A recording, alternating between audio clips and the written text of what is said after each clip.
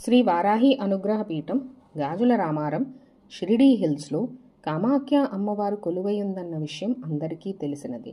అయితే అంబుబాచి మేళా సందర్భంగా జూన్ 22, 23, 24వ తేదీలు అమ్మవారి పీఠం మూసివేసి ఉంటుంది.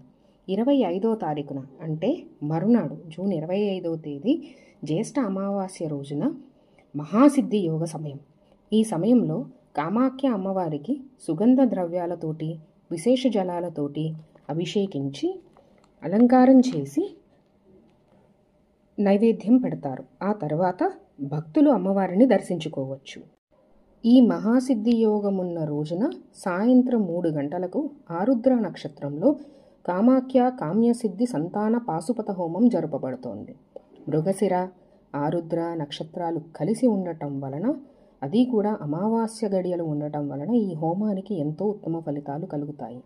సంతానం లేని వారు తప్పకుండా ఈ హోమంలో పాల్గొని కామాఖ్య అమ్మవారి ఆశీస్సులు పొందగలరు.